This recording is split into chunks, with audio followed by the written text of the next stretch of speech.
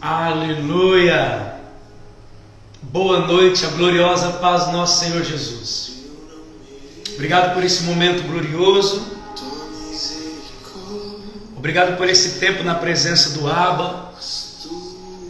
Obrigado porque sabemos que todas as coisas cooperam. Sejam muito bem-vindos. Você, profeta, apóstolo, evangelista, pastor, mestre, filho de Deus, filha do Senhor, cheios do Espírito Santo. Nós estamos aqui mais uma noite para mergulharmos na presença do Senhor. Estamos aqui mais uma noite para mergulharmos na palavra dele. Nós só temos de duas opções, nós só temos uma. Ou vamos mergulhar bem fundo, ou vamos voar bem alto no Senhor. Se você estiver nos acompanhando pelo Instagram, convide seus amigos aí, clica ali no aviãozinho, no rodapé, na asa delta, e vai convidando, uma palavra abençoadora. Seja um missionário, seja um profeta agora dessa noite. Você que está conosco pelo Facebook, compartilhe essa live. Eu quero orar. Pai, nós adoramos o Teu nome. Nós glorificamos a Tua majestade santa. Obrigado por cada pai de família, por cada auxiliadora idônea. Obrigado pelos filhos que são herança do Senhor. E nós estamos aqui para entender, discernir qual o próximo passo e qual a direção que o Senhor vai dar para os seus filhos, que o Senhor vai dar para a tua noiva, para a tua igreja. Presta atenção nesse louvor. O ambiente aqui já está forte já. Ei, Taraman, que anuncia darabarash.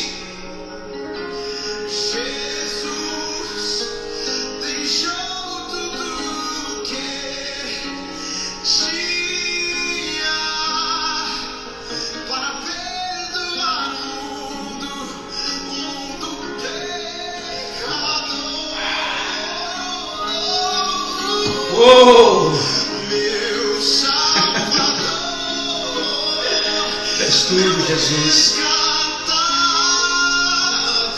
Ninguém é maior, ninguém é melhor do que o Senhor, Pai.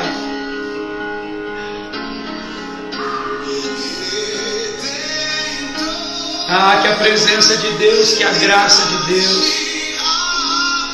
que a unção de Deus entra na sua vida, entre na sua casa, na sua família, que Ele transborde em você, que Ele abençoe você mais do que já é abençoado. Se você puder abrir as portas, abrir a porta do teu coração, deixa Ele entrar, deixa Ele entrar, deixa Ele entrar, deixa Ele entrar, deixa Ele entrar aí, deixa Ele entrar aí, deixa Ele entrar. Uou! Nós nos rendemos, Yeshua. minha vida te entrego. Nós nos rendemos a Ti. Eu me prostro aos Aleluia. teus pés. Deus maravilhoso. Minha vida te entrego. Aleluia. Aleluia.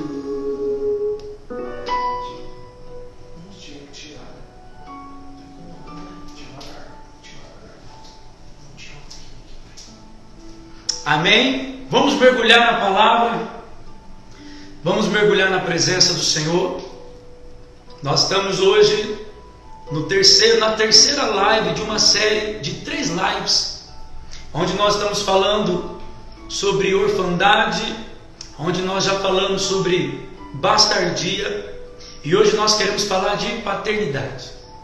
Eu quero louvar e agradecer ao Senhor pela vida de cada filho, de cada filha. Existe nesse exato momento, existe uma equipe orando, intercedendo pela tua vida, pela tua casa, pela tua família. Estão comigo aqui hoje o pastor Ariel, está comigo aqui, está conosco aqui o Kim, são os profetas aqui dos bastidores, são os pastores aí dos bastidores. Mas eu quero só recapitular, e se você ainda não assistiu às lives sobre orfandade, sobre bastardia, eu convido você, assim que possível, após essa live, você assistir sobre o que nós falamos, sobre o que o Espírito Santo trouxe para nós, sobre orfandade. Nós trouxemos aqui algumas características do órfão, né? Indisciplina, incontinência, oscilação, desobediência. Nós trazemos aqui também algumas características da bastardia, aquela pessoa que não rompe, aquela pessoa que não vence. Mas nessa noite eu quero falar com você que quer ouvir o Senhor. Nessa noite eu quero falar com você que deseja Deus. Mais uma vez eu quero te lembrar, convide um amigo aí pelo Instagram, clicando na asa delta, compartilhe essa live aí no Facebook. Vamos fazer com que a palavra do Senhor alcance o maior número de corações desejosos no Senhor nessa noite. Eu profetizo sobre a tua vida, sobre a tua casa e tua família. Hoje nós vamos tratar um tema sobre paternidade. Eu poderia falar sobre o resgate da paternidade. Para eu falar um pouco sobre essa questão de resgate de paternidade, eu preciso também criar uma plataforma, falar sobre o parente remidor e sobre o parente vingador. No livro de Ruth, ali conta a história de Noemi. O seu marido morre, ele sai da terra de Belém de Judá, ele vai para Moabe. Lá os filhos dele tomam 2 moabitas como esposa. Elimeleque morre, os seus filhos morrem. Então ficando ali Ruth e Noemi. Noemi, viúva do seu esposo e desamparada dos seus 2 filhos. E Ruth e Orfa ficam viúvas dos seus esposos. E ali tem uma lei da remissão, do remidouro. O que significa isso? O parente remidouro, o parente mais próximo, ele tem o direito de resgate. Então de repente aquela viúva morreu com dívida, e o parente remidor, ele quer remir aquela mulher, aquela viúva. Por isso que a verdadeira religião é cuidar do pobre, do órfão, da viúva e do necessitado. Então o parente remidor, ele tem que pagar o resgate, o preço do resgate. Interessante que quanto antes você quiser pagar o preço do resgate, maior é o valor que você precisa pagar para empregar o preço do resgate. A cada período de 7 anos, você vai ver que todas as vezes o parente remidor, olha, eu quero pagar a dívida, eu quero pagar o preço do resgate. A cada 7 anos que vão avançando, o valor do resgate vai diminuindo. Mas dependendo da proporção, muitas pessoas não têm condições de pagar o preço, o valor do resgate. Então se espera 7 ciclos de 7 anos, o chamado ano do jubileu. No 49º ano, o parente remidor, o resgatador, ele pode ali ainda, mas no 50º ano, o ano do jubileu, o ano aceitável do Senhor, toda aquela dívida ela é perdoada, toda aquela terra, toda aquela posse que foi tomado posse e plantou e colheu em favor de outra pessoa que não fosse daquela família, do viúvo, do falecido, aquela família agora, ela tem a sua terra de volta, depois de 50 anos.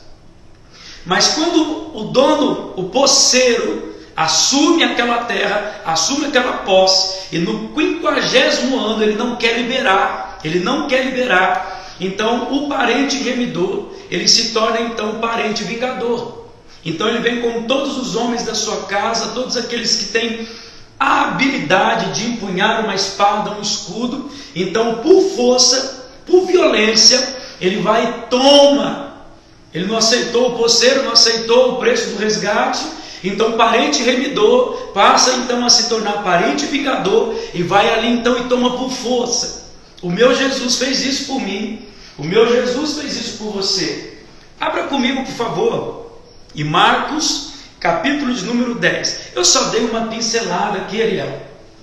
Só dei uma pincelada para não tomar muito tempo. Eu precisaria de uma live só para falar do parente remidor e precisaria de uma outra live para falar do parente vingador. Mas você pode estudar aí no Pentateuco, principalmente no livro de Levítico e de Números. Fala com muita propriedade sobre o preço do resgate, sobre o remidor e sobre o vingador. Marcos capítulo de número 10. Marcos capítulo 10. O versículo 45 diz assim, ó: pois o próprio Filho do Homem não veio para ser servido, mas para servir e dar a sua vida em resgate de muitos. Então Jesus, ele veio como nosso resgatador, que foi o louvor que nós abrimos essa reunião, abrimos essa live nessa noite. Ele veio como nosso remidor, o nosso resgatador. Mas ele falou que voltaria a segunda vez. A segunda vez ele vai vir montado num cavalo branco, na sua coxa estará escrito Rei dos Reis e Senhor dos Senhores. Ele vai vir como vingador. Ele vai vir tomar, ele vai vir restaurar todo o governo de Israel, e toda a igreja governará e reinará com ele. Parafraseando esse texto, abra comigo em Jeremias, capítulo de número 3. Nós já vamos para a mensagem. Convide um amigo, convide uma amiga. Nós estamos falando sobre paternidade, o resgate da paternidade. Jeremias 3, o versículo 18 diz assim: naqueles dias andará a casa de Judá com a casa de Israel, e virão juntas da terra do norte para a terra que dei em herança aos vossos pais.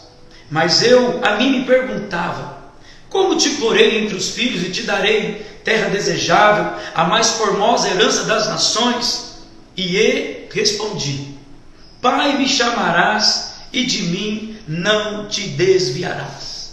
Pai, nós adoramos o teu nome, glorificamos o Senhor pela tua palavra, glorificamos o Senhor pela tua presença, glorificamos o Senhor pelo teu Espírito, pelo mover, que somos imbuídos, movidos pelo Espírito.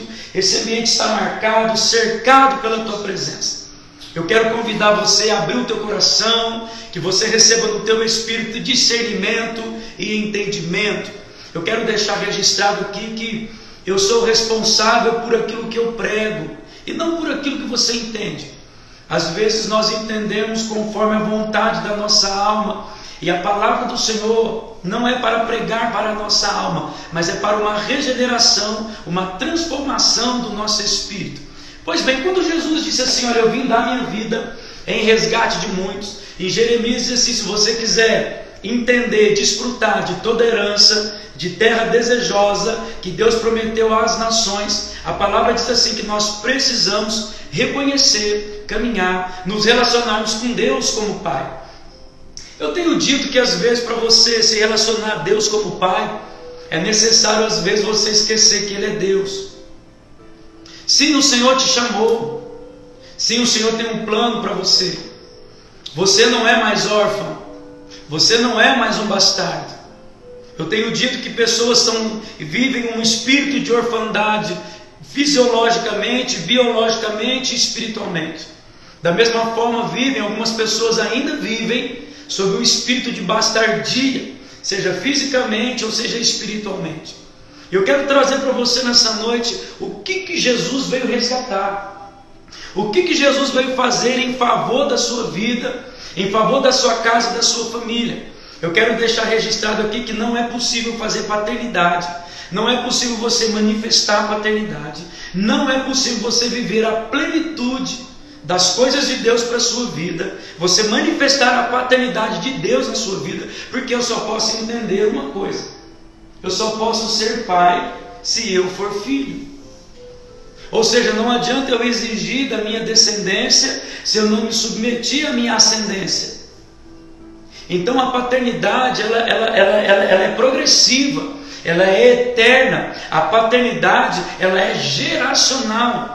Você vai ver, nós podemos ver na Bíblia homens que foram tiradas da sua geração e foram introduzidas em outras gerações por causa de um propósito, por causa de uma continuidade de paternidade. Muitas pessoas vão precisar trabalhar muito, muitas pessoas vão precisar investir bastante, errar, acertar, para construir algumas coisas, para adquirir algumas coisas, mas o filho, para desfrutar da herança, o filho, para receber a herança, ele só precisa de uma coisa, ele só precisa nascer. Então paternidade, nós precisamos manifestar paternidade, e não tem como fazermos isso se nós não entendermos sacerdócio. Não tem como nós fazermos isso e nós não vivermos uma vida de honra.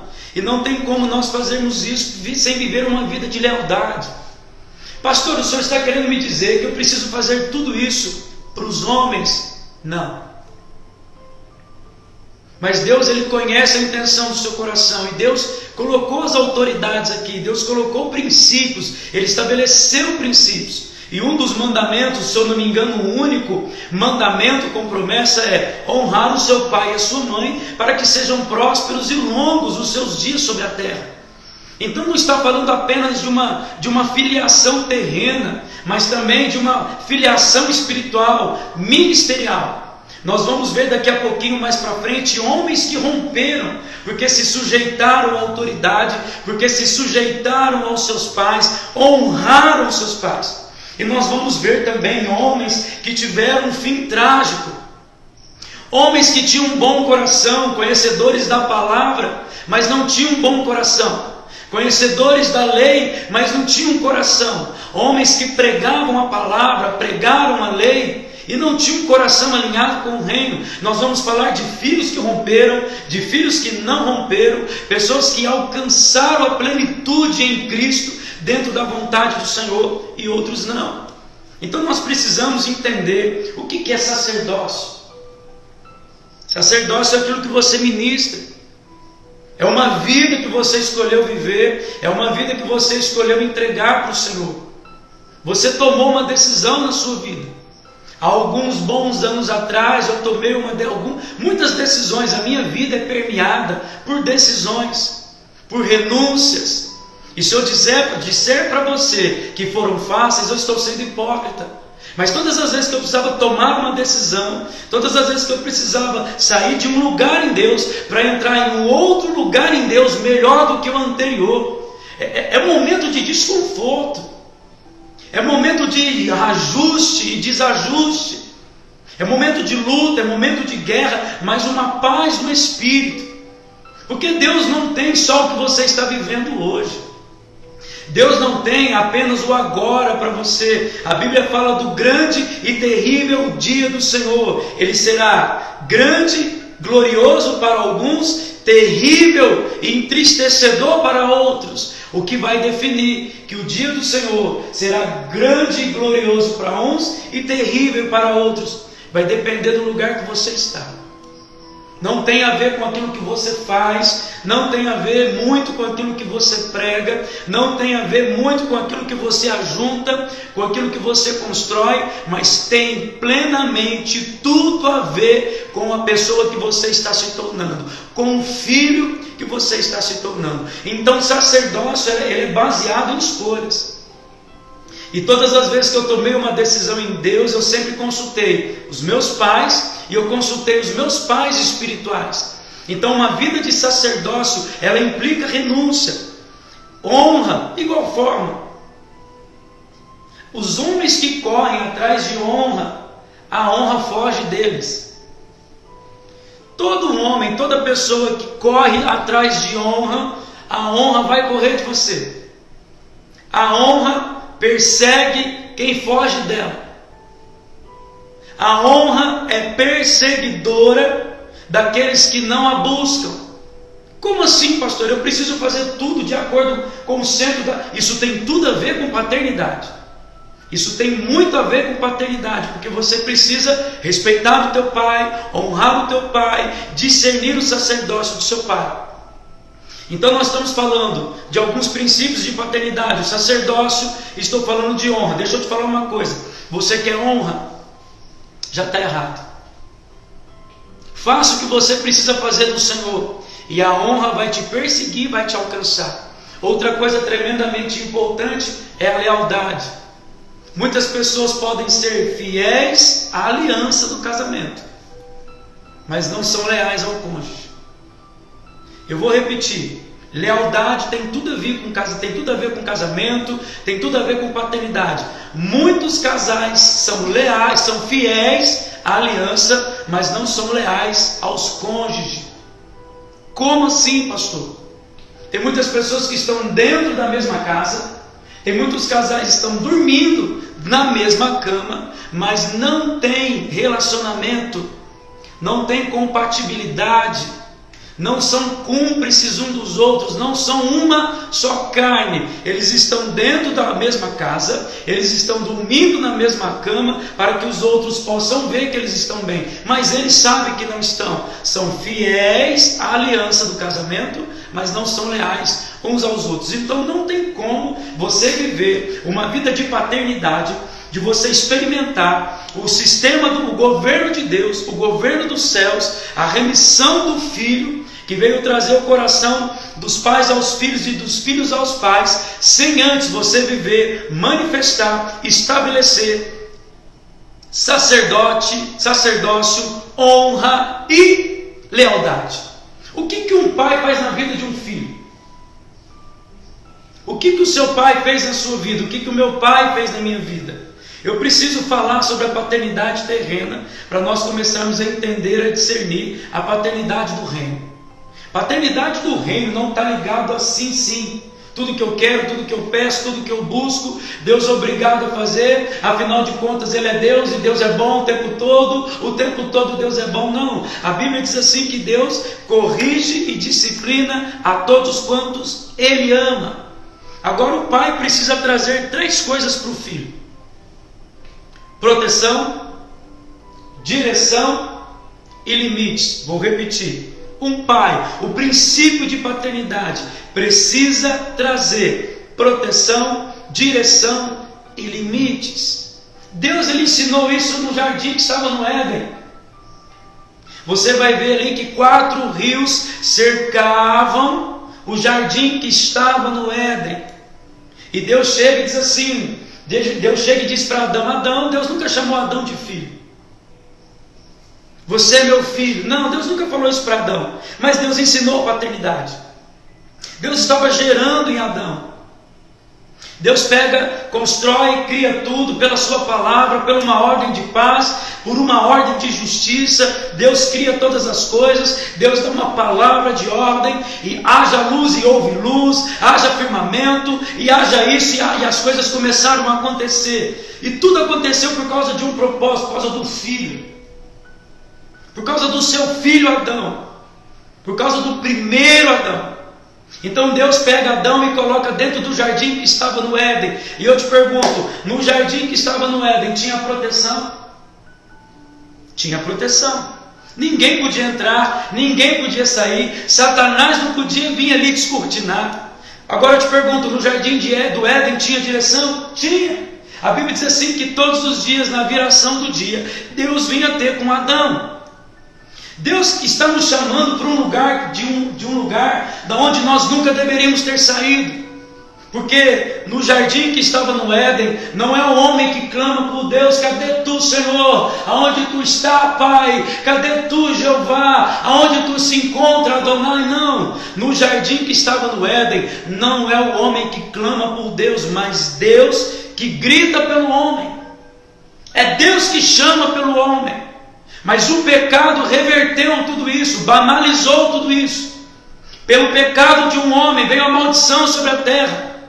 Então Satanás ele cria algumas artimanhas, alguns subterfúgios para tirar o homem da filiação de Deus, para que o homem gere fora da presença, fora do propósito do Senhor. Mas Deus é o nosso resgatador, o nosso remidor, Ele é o nosso vingador, Ele é o nosso socorro, Ele é o seu socorro presente na hora da angústia. Nessa noite nós entraremos nessa live de uma forma e vamos sair daqui completamente restaurados, lavados e remidos, não apenas porque nós lemos na palavra e nós vamos viver isso na íntegra, vamos viver isso no Espírito, mas você precisa identificar algumas coisas. Então no jardim que estava no Éden tinha proteção, tinha direção e tinha limite. Deus chega para Adão diz assim: olha que coisa linda, olha que coisa gloriosa, no nome de Jesus você pode comer qualquer fruto de qualquer árvore, menos dessa. O que Deus faz na vida de uma pessoa quando coloca limites? Deus está estabelecendo obediência. Deus não quer que você o obedeça, Deus quer que você queira obedecê-lo. Não é a mesma coisa. Eu obedeço a Deus. Você vai receber uma porção, você vai receber uma medida. É diferente daquele que diz assim: eu escolhi a obedecer ao Senhor. A tua medida é outra, a tua porção é outra, o seu envio será outro. E tudo isso está ligado, entrelaçado à paternidade. A paternidade, ninguém pode chegar e te dar a paternidade. Ninguém pode chegar e dar uma lista para você: olha, para você ser o meu filho, para você ser a minha filha, está aqui, olha, assim, é isso que você tem que cumprir. Não, paternidade você não compra, paternidade você não ganha, você não conquista, paternidade você desfruta quando você nasce. Nós temos visto muitas pessoas se convertendo, muitas pessoas se batizando, muitas pessoas tendo experiências espirituais, mas uma coisa que nós não temos visto nestes dias são pessoas viverem o milagre, a experiência do novo nascimento. Foi o que Jesus disse para Nicodemos. Jesus disse para Nicodemos: tu ensina e não compreende o que eu te digo. Tu ensina, você destroça as escrituras e não consegue compreender, e não está entendendo o que é nascer de novo. E você está me perguntando: um homem velho pode voltar a ser criança, entrar no ventre da sua mãe e nascer outra vez? Jesus está dizendo: não é assim, Nicodemos. Paternidade você não impõe. Quando que eu recebo paternidade? Quando eu me sujeito à paternidade de Deus. E saber que toda autoridade foi instituída pelo Senhor. Por favor, eu não estou aqui para advogar causa própria. Eu estou aqui dando uma sequência de 3 lives, as 3 últimas terça-feiras, contando com hoje. A primeira falamos de orfandade, a segunda falamos de bastardia, e muitas, escute, muitas pessoas não rompem, muitas pessoas não avançam, não conquistam, não celebram, não são felizes. Na verdade, são pessoas infelizes em momentos felizes. Elas não têm uma vida de paz, de alegria. Elas se sentem para baixo, menosprezadas. Tudo que começa não termina. Não tem coragem de sonhar. Não acredita que ninguém acredita nelas. É uma pessoa completamente vivendo uma vida de autocomiseração. Eu só posso viver, desfrutar do princípio de paternidade quando eu me sujeito como filho, quando eu me coloco em um lugar de filiação. Porque o Espírito Santo, nós recebemos, você recebeu um espírito de adoção, a qual clamamos: Abba Pai, papai querido, paizinho querido. Deus não quebra um princípio para estabelecer outro. Você precisa entender, nós precisamos entender isso, que todo princípio que eu quebro, todo princípio que eu quebro, Ariel, eu quebrei o princípio me quebra. Mas todo princípio que eu estabeleço, todo princípio estabelecido me estabelece. E então vem, o que vem? O sacerdócio, a honra e a lealdade. Uma vida com Cristo não está ligada a apenas a uma vida religiosa. Não adianta você ser bom de Bíblia. Não adianta você ser um bom pregador. Não adianta você ser um bom servo. Não adianta você ser um bom discípulo, se você ainda não aceitou a paternidade de Deus sobre a sua vida e você está vivendo uma vida de filho. Algumas coisas nós precisamos entender. A minha vida, a tua vida, ela é permeada por proteção, direção e limites. Existem coisas que nós não vamos aceitar, porque a minha alma não aceita proteção. A minha alma, ela pensa que faz o que quer, do jeito que quer. A minha alma não aceita direção. Por quê? Porque ela já determinou o que ela quer. A minha alma não respeita limites, porque a minha alma é livre. Agora deixa eu te falar uma coisa: a tua alma não serve a Deus. A minha alma não serve a Deus. A minha alma quer servir, fazer cumprir as minhas vontades. A sua alma quer servir, fazer cumprir as suas vontades. Você precisa entender que algumas pessoas que estão nos assistindo precisam fazer um caminho de volta. E paternidade você não entende de um dia para a noite, é uma vida, é uma dedicação, é uma entrega, não tem a ver com um tempo, não tem a ver com um período, não tem a ver com uma imposição de mãos, não tem a ver com óleo ungido sobre a sua cabeça, tem tudo a ver com um coração quebrantado, compungido e contrito, que não desprezará o Senhor seu Deus. Você vai ver, nós podemos ver na Bíblia, que as mulheres estéreis geraram os filhos ilustres. Toda mulher, a maioria das mulheres estéreis na Bíblia geraram filhos ilustres. Por quê? Porque o maior desejo deles não era gerar uma descendência, era ser pai.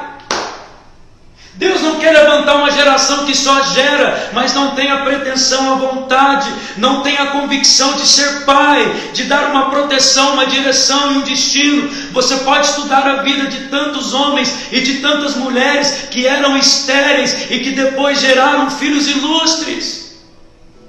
Porque a intenção não era procriar, a intenção era ter filho, a intenção era ser pai, a intenção era voltar a estabelecer o relacionamento na vertical para estabelecer na horizontal. O maior desejo dessas pessoas que tiveram filhos ilustres e que foram precedidos de esterilidade era ser pai, não era apenas gerar, não era apenas procriar. Eu quero ler um texto de Gênesis 11:31. Eu não vou ler não, senão nós vamos perder tempo aqui. Eu quero investir tempo nessa noite. Eu acredito muito piamente que nessa noite Deus está levantando uma geração. Deus está levantando uma geração que vai tocar as nações. Deus está levantando uma geração que não vai mais pregar o Evangelho. Deus está levantando uma geração que não vai mais falar do Evangelho. Deus está levantando uma geração que será o Evangelho vivo. O 29º capítulo do livro de Atos do Apóstolo, que vai manifestar o governo dos céus, que vai manifestar o reino dos céus como pais e mães espirituais. A questão não é só gerar, a questão é você dar proteção, é você dar instrução, é você estar limite, é você estender a mão. É isso que Deus te chamou. Você não pode viver uma vida de rotulado. O teu passado não pode definir, atrapalhar o seu presente e nem impedir o seu futuro.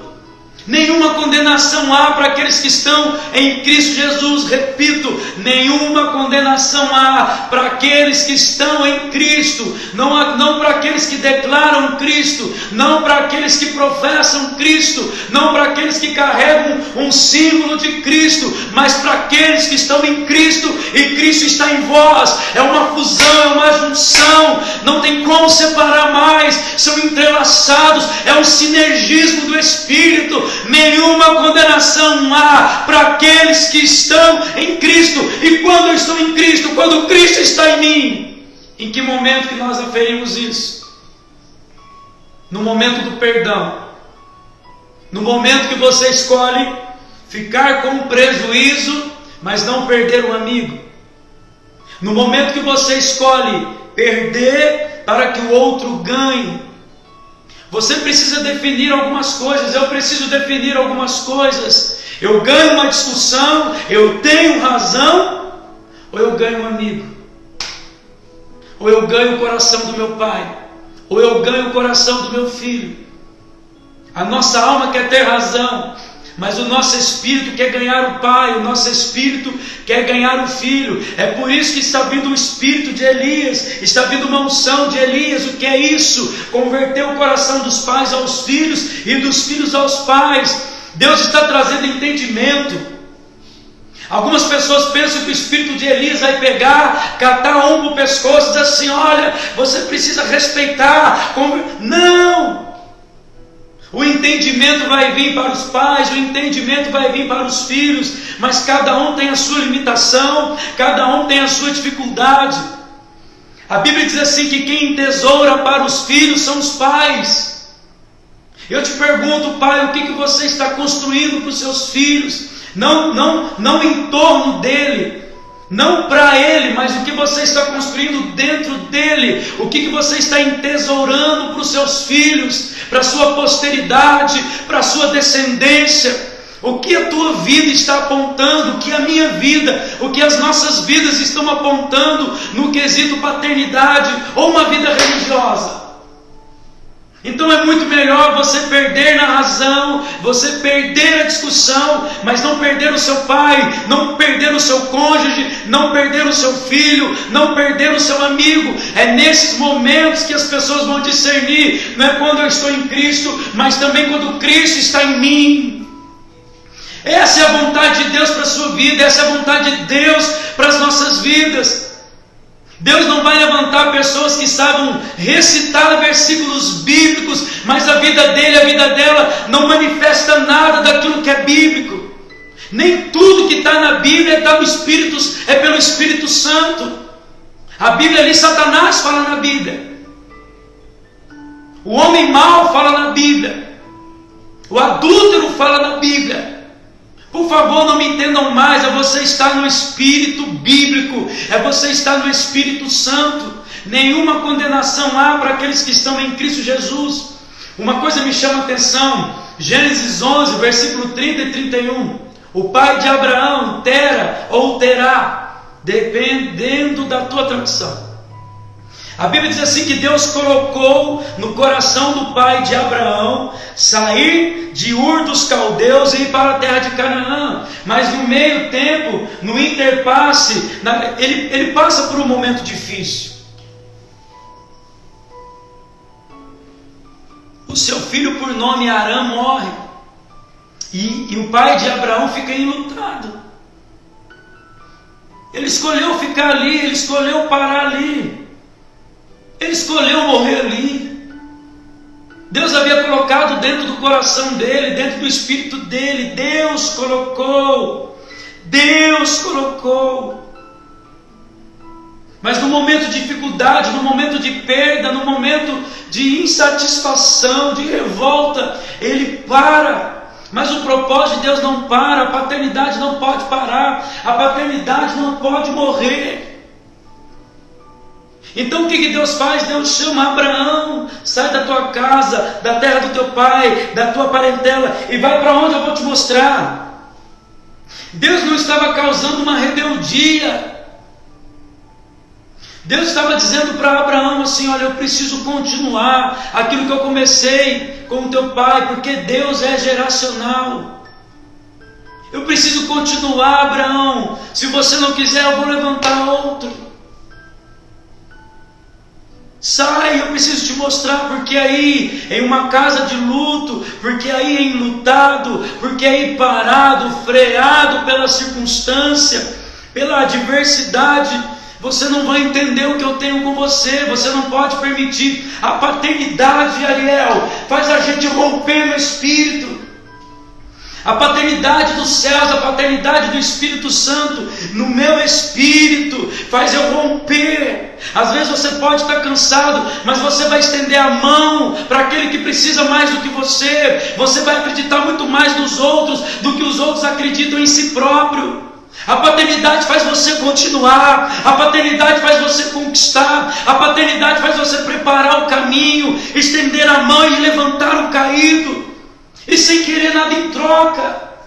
Agora a orfandade não, a bastardia não. É uma prisão, é um cativeiro. Pessoas dentro de igrejas, pessoas na frente de ministérios, pessoas na frente de trabalho, mas ainda vivem uma vida de orfandade, ainda vivem uma vida de bastardia. E a paternidade vem para fazer esse resgate. É trazer de volta o coração, trazer de volta o homem a Deus. Jesus, ele não veio fundar uma religião, ele não veio construir uma igreja. Jesus veio apresentar o Pai. Eu costumo dizer que a palavra de Deus, a Bíblia, é uma carta de amor de um pai para o seu filho. Deus está com saudade de mim, Deus está com saudade de você.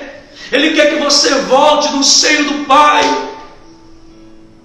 No livro de Isaías diz assim: olha, mesmo que uma mãe se esqueça do filho que ama, Eu, todavia, não me esquecerei de ti, pois eu te tenho gravado na palma da minha mão. Deus está dizendo que o meu amor é maior que o amor de uma mãe pelo seu filho, que ela pode esquecer, ela pode se equivocar, mas eu, todavia, não me esquecerei de ti. Todas as promessas estão esperando quando você entrar, estabelecer o princípio de paternidade, e eu só posso me tornar um pai de destino se eu primeiro me submeter como um filho de propósito.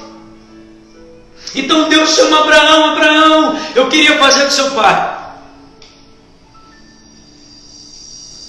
eu queria fazer com ele, mas ele permitiu que a adversidade, ele permitiu que uma tragédia, ele permitiu que a morte parasse ele, mas a morte não pode parar o propósito, porque a morte não pode parar Jesus, a morte não pode parar Yeshua. Você precisa entender que você carrega no seu interior o Espírito do Abba Pai. O mesmo Espírito que ressuscitou Jesus de dentre os mortos é o mesmo Espírito que habita em você. Você foi chamado para ser pai de nações, você foi chamado para ser pai de gerações e de inúmeras gerações na sua vida. Agora Deus chama Abraão. Deus chama Abraão e Abraão ele corresponde. Eu preciso dizer para você que quem cria um cenário profético para o filho é o pai. Quem cria um cenário profético para o filho é o pai. Lembra quando Jesus foi batizado? Até aquele momento, ninguém ouviu Deus falando com Jesus, mas quando Jesus se submete como filho,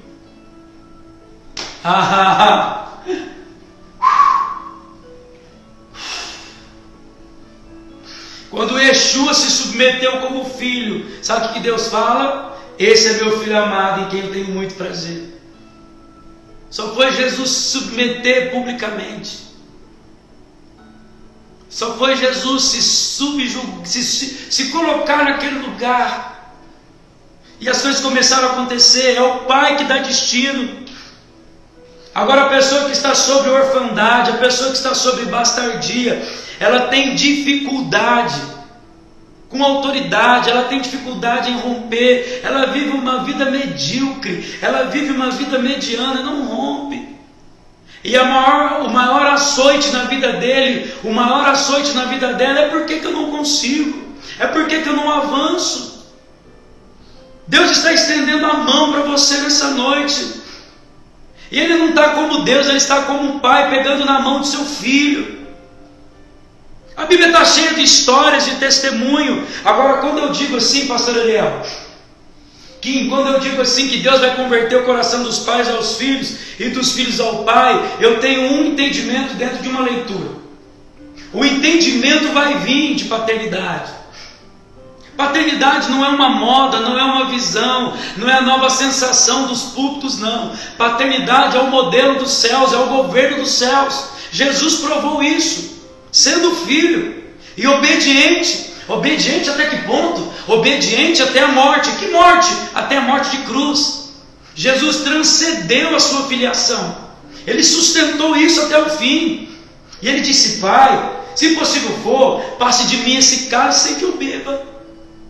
Agora, querido, o que eu entendo? Uma leitura que eu faço: converter o coração dos pais aos filhos e dos filhos aos pais. Quando o pai não entende, quando o pai não consegue dizer: filho, me perdoa, o filho que entendeu precisa dizer: pai, eu te perdoo. Quando o pai não tem coragem, quando o pai não consegue: filho, me perdoa, o filho precisa discernir, entrar nesse lugar: pai, eu te perdoo. Isso para mim é converter o coração dos pais aos filhos e dos filhos ao pai. É necessário você entrar nesse lugar. O pai de Saul, versículo capítulo 8 do livro de Samuel, que antecede, quando o pai de Saul manda Saul procurar jumenta, sabe o que eles fazem? Sabe o que os anciãos fazem? Chega até o profeta Samuel e diz assim: olha, nós não queremos os teus filhos como sacerdotes sobre nós, porque eles não andaram no caminho que você andou. Ou seja, os anciões rejeitaram os filhos. Por quê? Porque os filhos não andaram no propósito. E aí o que acontece? Eles continuam dizendo assim: nós não queremos eles como sacerdote, nós queremos um rei como todas as outras nações os têm. Sabe o que eu aprendo aqui? Eles não queriam um rei. Eles queriam ficar livres da responsabilidade da paternidade. Eles queriam ficar livres das ofertas, eles queriam ficar livres do dízimo, eles queriam ficar livres do relacionamento com Deus. Eles queriam fugir da responsabilidade com a palavra. Eles queriam fugir da responsabilidade numa questão de paternidade, um relacionamento de paternidade com Deus. Eles queriam fugir de uma intimidade. Eles não queriam outro rei, porque eles disseram assim: nós não queremos os teus filhos como sacerdotes sobre nós, porque os teus filhos não andaram onde você andou. Na verdade, eles estavam rejeitando a paternidade de Deus, porque tudo Deus vem pontuando, tudo Deus vem ensinando. Agora, o pai de Saul pede para Saul procurar jumentas, e ele, quando ele chega em casa, ele diz assim: olha, eu saí para procurar jumentas e eu voltei ungido o primeiro rei de Israel. Mas quem mandou procurar jumentas foi o pai. Deus está pedindo para você entrar em alguns lugares. Deus está pedindo para você sair de outros lugares. Deus está pedindo para você renunciar coisas. Deus está pedindo para você renunciar, não aquelas que são impedidas e elas não podem, mas Deus está pedindo para você renunciar até as permitidas. Deus está te chamando para algum lugar porque Ele quer fazer outra coisa contigo. Deus quer te tirar de um lugar em Deus e te colocar em outro lugar melhor ainda em Deus. Deus trabalha com medidas, Deus trabalha com porção. Como assim, pastor? Deus deu a medida exata do tabernáculo para Moisés, mas a Bíblia não diz que Deus quer restaurar o tabernáculo caído de Moisés. Deus quer restaurar o tabernáculo caído de Davi. Como assim? Deus deu uma medida para um homem, mas quem entendeu foi outro. Davi entrou em um lugar, ele se colocou em um lugar de arrependimento, e ele orava: em pecado me concebeu a minha mãe. Ele clamava. Davi não queria ser chamado, conhecido ou reconhecido como filho de Belial, porque Davi entendeu que ele era filho de Deus. Ele dizia assim: olha, uma coisa eu busco ao Senhor, uma coisa eu peço ao Senhor, eu buscarei por toda a minha vida, para que eu possa estar na casa do meu Pai, para que eu possa estar na casa do meu Deus por toda a minha vida. Davi queria institucionalizar a paternidade. Não é à toa que Davi está na genealogia de Cristo, na descendência.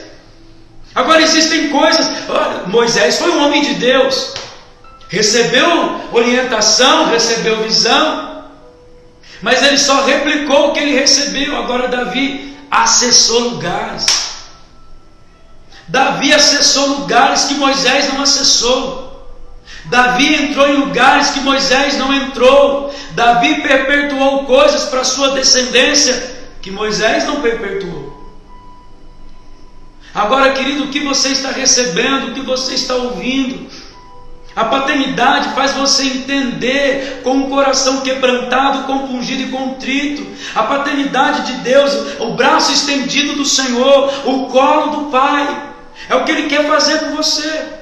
Jessé manda Davi levar marmita para os irmãos, e ele volta para casa dizendo assim: olha, derrubei um gigante hoje. Escute, é o Pai que dá destino, é o Pai que cria o cenário profético, é Ele que prepara tudo, é Ele que faz tudo. E de repente você pode dizer assim: pastor, mas eu não tenho pai, eu não tenho mãe, eu não sei quem são os meus pais. Abra comigo, eu quero ler um texto com você. Nós já vamos orar.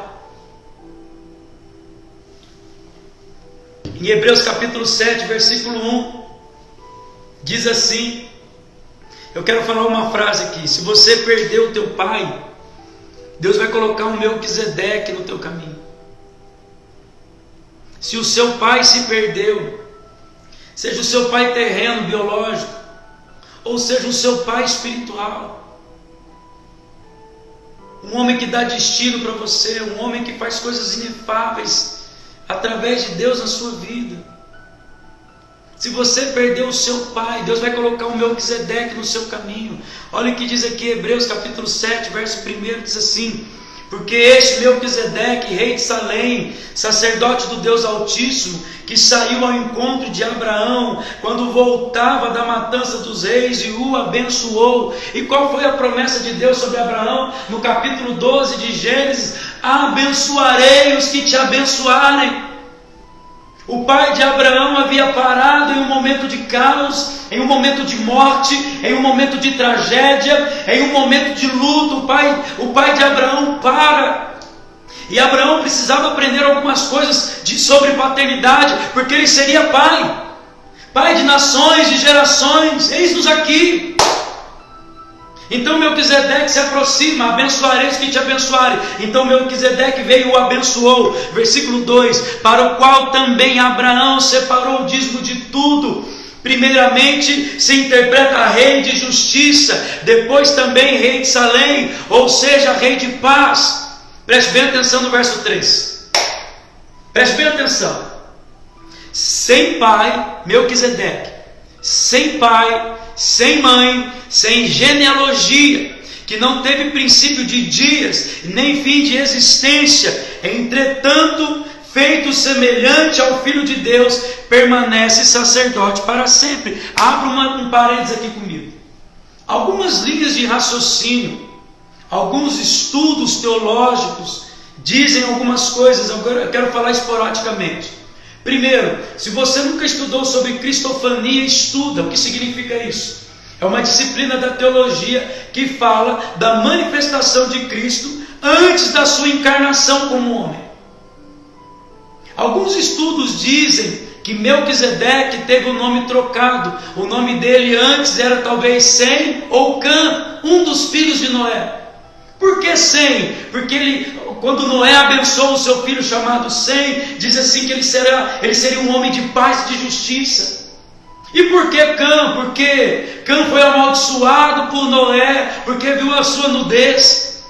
Então alguns estudos dizem que Melquisedeque, assim como Jacó teve o nome trocado, assim como Josué antes se chamava Oséias e depois passou a chamar Josué, assim como Paulo, que antes era Saulo. Todas as vezes que uma pessoa tem uma experiência com Deus, um entendimento com o Senhor, Deus ele vira uma chave. Então alguns estudos, por favor, eu não quero colocar isso aqui como regra, sem fim de existência, sem pai nem mãe. Então ali Deus vira uma chave. Nós precisamos entender isso. Eu preciso correr um pouco. Eu preciso correr um pouco aqui. Eu preciso investir um tempo em oração. Então, se você perdeu o pai, se o seu pastor é só pastor, se o ministro do seu ministério é só um ministro, se o líder do seu ministério é só um líder, se você perdeu, fique tranquilo, Deus vai colocar o Melquisedeque na sua vida. Um homem para te dar destino. Uma pessoa para te ensinar e manifestar o princípio de paternidade. Mas o primeiro quesito que depende do Caio é se tornar filho. O primeiro quesito que depende de mim é me colocar em um lugar de sujeição, um lugar de obediência. Um lugar, se eu quero uma unção maior do que a minha sobre a minha vida, eu preciso honrar, eu preciso servir comitantemente uma unção maior do que a minha. É fato. Porque o sacerdote levítico, primeiro ele era local, era nacional. Depois o propósito era se tornar mundial. O propósito de Deus é que todas as nações da terra sustentassem a Israel. Mas como Israel não entendeu, rejeitou a paternidade de Deus, então Deus pega e levanta Cristo, o sacerdócio eternamente, uma prefiguração de Melquisedeque. Faltou o pai, Deus vai levantar um Melquisedeque. Uma pessoa que não vai pensar duas vezes antes de dizer não ou antes de dizer sim. Deixa eu te falar uma coisa: o não de Deus não é uma rejeição à sua vida. O não de Deus é uma proteção dele para você. Ele sabe todas as coisas ao seu favor e a sua vida. Quando Jesus foi perguntado: quando será o dia da tua volta? Quando que o Senhor vai voltar? Jesus, sabe o que Jesus disse? Eu não sei. Quem preparou o ambiente é meu Pai. Eu faço o que eu vejo o meu Pai fazendo.